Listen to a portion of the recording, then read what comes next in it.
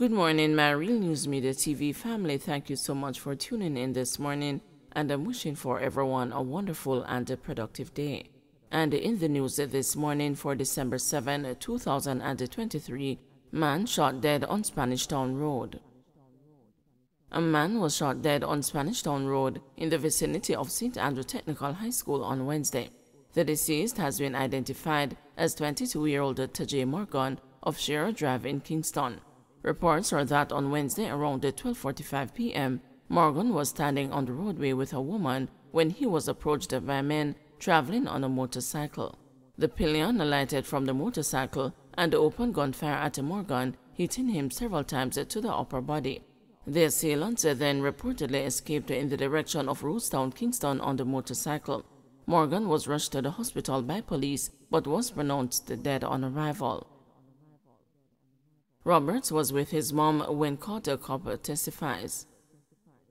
He was sitting in a white Toyota Hiace bus in the company of a female at the Princess Margaret Hospital in St. Thomas, and the female identified herself as his mother, a police witness testified on Tuesday, as he recounted how he apprehended Gregory Roberts, the man accused of murdering 15-year-old Shanika Gray. The detective inspector, who is assigned to the St. Thomas Police Division, made his statement during his evidence-in-chief on Tuesday, which was led by Prosecutor Renell Morgan. The officer, who has served in the Jamaica Constabulary Force for 20 years, told the St. James Circuit Court that on February 3 around 8 p.m., he was on duty at the Morante Bay Police Station, and while pursuing the intelligence reports, he made certain observations, one of which included Gregory Roberts' case. He said he subsequently made contact with the Montego Bay CIB. He stated that while at the Morante Bay Police Station, he received additional information and proceeded to the Princess Margaret Hospital. Upon his arrival, he stated that he saw Roberts, whom he knew previously, sitting in a white Toyota Hiace bus with a female. He stated that the female identified herself as Roberts' mother. The officer stated that he approached Roberts and identified himself, informed him of an investigation conducted by the St. James Police regarding Shanika Gray's murder, and informed him that he was a suspect. The cop said Roberts did not respond. He said he then proceeded to search Roberts and relieved him of a white-looking Samsung phone, a SIM card, and other personal cards. He said Roberts was then transported to the Morante Bay Police Station, where he handed him over and instructed that a report be taken from his mother. Roberts' ex-girlfriend earlier testified on November 30 that on January 30, 2017, Roberts messaged her to ask if another witness who testified for the prosecution on November 27 had shown her a video that he wanted her to see. I said, "What video?" And he said, "I asked him to send you the video. I am not sure what this video is about," the witness explained, noting that Roberts never sent her the video in question himself. According to the witness, several days after, Roberts texted her and told her that he was going home to St. Thomas. In continuing his evidence-in-chief on Tuesday, the officer stated that on February 4, about 10 a.m., he handed over Roberts' mobile phone and the SIM card to the JCF's Communication Forensics and the Cybercrime Division for analysis. Morgan then asked the officer if he had asked Roberts why he was at the hospital, and he said no. The officer was subsequently cross-examined by Roberts' attorney, Chuma Paris. The trial, which began on November 23, has heard from 12 of 18 witnesses. 10 witnesses gave sworn evidence, while 2 others' statements were read into evidence. Gray's body was discovered in bushes in Irwin, St. James on February 1, 2017, with multiple stab wounds. Roberts and Maria Morrison were subsequently arrested and charged with the schoolgirl's murder. Morrison later pleaded guilty to her murder and was sentenced to life imprisonment. Manhunt launched for taxi operator accused of raping 11-year-old in Portland. The Area 2 police have launched a manhunt for a taxi operator who abducted and raped an 11-year-old student in Portland. It is reported that the child was on the way home from school when the taxi operator diverted from his route and took her to a location off the Red Hasselmean Road. It is alleged that he sexually assaulted the child. The incident occurred in October but was recently reported to the Portland police. illegal migrants from Haiti and Brazil held in St. Thomas operation. Several people, including women and children who are believed to have entered the island illegally from Haiti and Brazil, were taken into police custody following a special operation in Lethal District, St. Thomas, on Wednesday morning.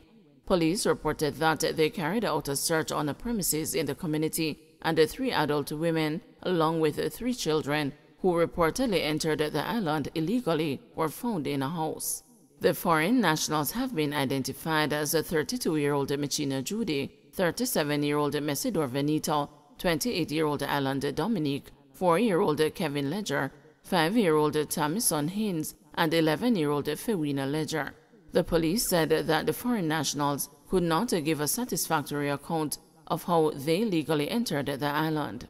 They were reportedly found in a house belonging to Romario Eldermere, otherwise called Rampo, who is suspected of harboring the illegal foreigners. 4 other men were also found in the house. They are 31-year-old Kevin Eldermere, otherwise called Harry Potter, 63-year-old Tony Hutchinson, 58-year-old Billy Graham, and the 50-year-old Kevin Williams. All the people found on the premises were taken to the Marant Bay police station for processing, the police said. It is unclear if some of the illegal foreign nationals were part of the group of Haitian refugees who entered the island illegally last week, more than half of whom were unaccounted for. 10 of those Haitian refugees who landed at Back Street in Long Road, Portland, were taken into custody after a police operation in the parish. Haiti has been facing economic, security, and political crisis for years, resulting in thousands of citizens fleeing the country. The assassination of President Jovenel Moïse in 2021 has dramatically worsened the situation, with gangs taking an increasingly stronghold in the impoverished nation of 11 million people. Taxi driver in deadly Westmoreland crash remanded. After more than 20 days in police custody, having been accused of causing death by dangerous driving, Delroy Rodney remains behind the bars, and his case has been transferred to the Westmoreland Circuit Court. The 47-year-old taxi operator of Belmont in the parish, who is facing 5 counts of causing death by dangerous driving, was remanded yesterday until December 12, when he appeared in the Westmoreland Parish Court for the 4th and final time. This after the Office of the Director of Public Prosecutions entered a voluntary bill of indictment to immediately end the proceedings in the Westmoreland Parish Court and transfer it to the Circuit Court. With that, Judge Walters told Rodney that he could no longer consider his bail application and that he would be remanded until next court date in another court. The DPP has chosen to take over the matter and bring it to the High Court. The nollie prosecute stops the process here, Walters said in explaining his decision. That decision came after the prosecution informed the court that the examiner's report on Rodney's vehicle and the black box showed nothing of value that would enhance the Crown's case, other than him driving over the speed limit, given that the area where the accident took place has a speed limit of 50 kilometers. The judge was hoping that technology would have been able to provide the court with additional information on the accident and the state of the vehicle. The examiner's report has nothing on it, and for 7 persons to be in a vehicle and 5 died, obviously he must have been going at a particular speed. This is not an ordinary driving, Walters reasoned. Come next week, Rodney's legal team of Faith Salmon and Lambert Johnson will have to craft new and compelling arguments as to why an upstanding member of the community and a devoted Christian serving as head deacon of the Belmont Seventh-day Adventist Church should be granted bail. At a previous bail hearing, the prosecution labeled the accused unfit to be granted bail, claiming that he would not turn up for his trial, having allegedly left the scene of the accident. Rodney's charges stemmed from a motor vehicle accident that resulted in the deaths of 15-year-old schoolgirl Lavicia Forrester and her 39-year-old mother, Petrina Wallis of Gordon District, White House, Westmoreland, O'Neill Allen and his mother, 65-year-old Angela Samuel, both of Mount Edgecombe, and the 54-year-old Janet Thompson of McAlpine, also in Westmoreland. It is reported that about 3:30 p.m. on November 13, the 5 people and other passenger were aboard a gray Toyota Noah being driven by Rodney when the minivan collided with a truck which was traveling in the opposite direction. JTA head wants more social workers to tackle gangs in schools. While stakeholders' collaboration has put a dent in gang violence and activities in schools, a senior educator says social workers are urgently needed to tackle the problem from the root.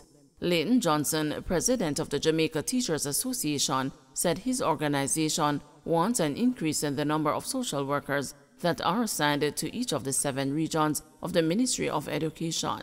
With the number of cases and the nature of the incidents that confront us as educators in the classroom, we heavily rely on social workers to complement what we do and what our guidance counselors do, Johnson told the news on Monday. The JTA boss noted there was an upsurge of gang-related activity in schools when the institutions returned to face-to-face classes after the pandemic forced the classes online for 2 years. Since that time, he said a coordinated effort has been made to tackle the problem. What we found in many instances is that a lot of these youngsters, their home and the community situation were really depressing, so we continue to ask the Ministry of Education through the social workers as well as other social interventions to intervene where these students continue to show disruptive and violent behaviors. We ask them to get to the bottom of it, to visit the homes where the school sometimes cannot reach, Johnson said. However, he pointed out that support has been sought from the Education Ministry, but owing to the inadequate number of social workers, the intervention is not as effective or efficient as desired. They can't spend as much time treating with one case on the basis that there are several other cases that are awaiting their attention, Johnson noted. The JTA head said that prior to the onset of COVID-19 in Jamaica, extensive work was done to eradicate gangs from the nation's schools.